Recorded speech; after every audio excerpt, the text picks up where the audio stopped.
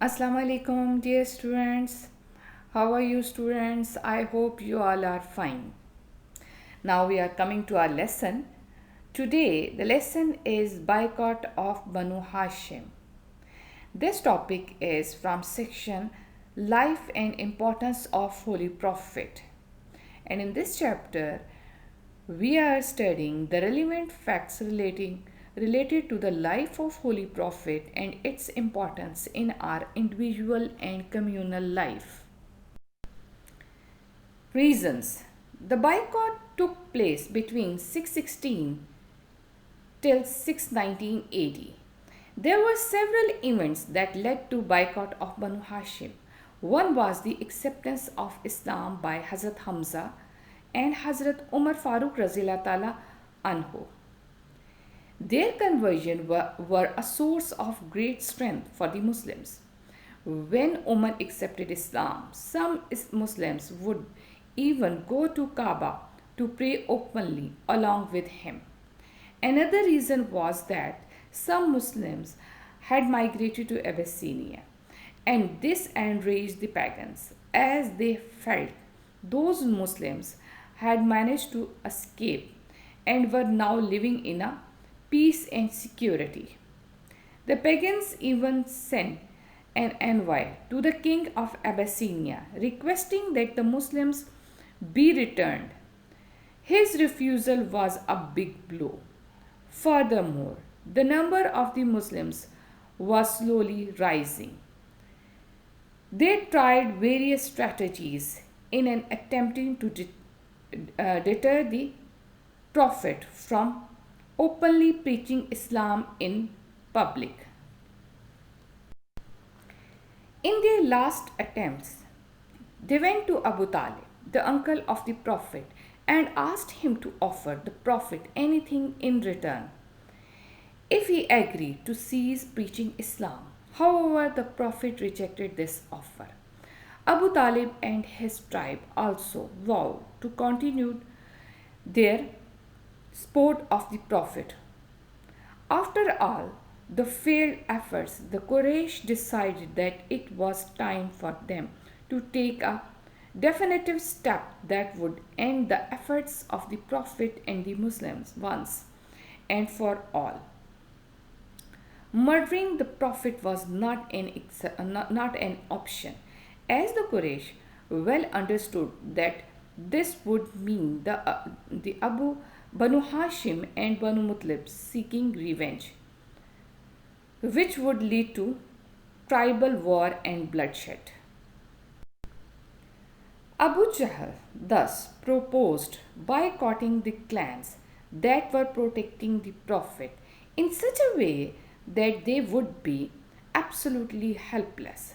The rationale of the pagans was straightforward. Since the Muslims have boycotted our religion and our social customs, we will boycott them economically and socially. Due to their support, the non-Muslims of the Banu Hashim and Banu Muttalib tribes were also boycotted. Document was written.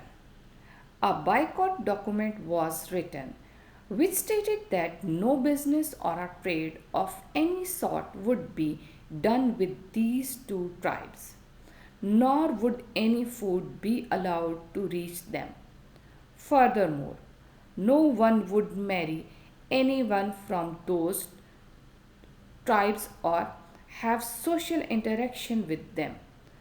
A document was written with these details by Akramah bin Amr and signed by around 40 leaders of Quraysh, which for that time was a significant number. In order to further increase the sanctity of the pact, they hung it inside Kaaba. This was served the purpose of informing any visitors that came to Mecca about the boycott so that all forms of external help could be blocked. Banu Mutlib and Banu Hashim, along with their children and women, were thus forced out of Makkah to a nearby place called Shabe Abu Talib. The prediction of Warqa bin Nawfal came true. The intention of pagans was to leave the Muslims to starve to death in the loneliness of the desert, at the mercy of the scorching heat, with no exception of external help from any quarter. There was hardly any food. The people were forced to eat leaves to survive. The hungry cries of the children could be heard all the way to Makkah. Hazrat Saad bin Abi Waqas Razila anhu narrates that for 3 days he could not stand properly due to the intensity of his hunger. He then found a piece of leather, which he cleaned, put in a fire, and ate. And he thanked Allah for this provision. Others reported eating tree bark just for their survival. When any traders would arrive at Makkah, Abu Jahl would offer to buy all the items for a much high price in case they reached the Banu Hashim and Banu Mutlib. Though the means were meager, the Muslims still tried all that was possible to thrive. Especially Hazrat Khatija, the Prophet's noble wife, supported the tribe through her contacts who were not part of Boycott. It is narrated that Abu Bakr Razila anhu, since he belonged to a noble and rich family, possessed much wealth before the Boycott. During the 3 years of Boycott, however, he spent so much money in buying food for those in the Boycott and getting it to them that by the end he was a poor man. It is also reported that other Muslims, whenever they could, would load their camels with provisions and leave them on the boundaries of Shabe Abu Talib so that boycotted Muslims could retrieve the resources. Thus, in the face of the persecution of pagans, the Muslims that were not a part of boycott didn't use violence nor leave Makkah, neither did they leave Prophet and his companions. Rather, they used wisdom and tried to provide all the relief they could. They displayed the practical example of the saying of the Prophet, in which he said, "The parable of the believers in their affection, mercy, and compassion for each other is that of a body. When any limb aches, the whole body reacts with sleeplessness and fever." However, much more significant that their outward reactions were the inward reactions of the Prophet and his companions in the face of these tortures. The Prophet led his followers, helped them, react to persecution with non-violence, patience, perseverance, and firmness to their religious duties. They returned to Allah for help, focused on the hereafter, and had absolute trust in Allah. The Prophet and the Muslim thus reacted during the boycott by turning to God with heartfelt dua. Not only did the Prophet pray a lot while in confinement, he also went to Kaaba whenever he could during the month when fighting was not allowed, and the Muslims would be allowed more freedom in their movement. End of boycott.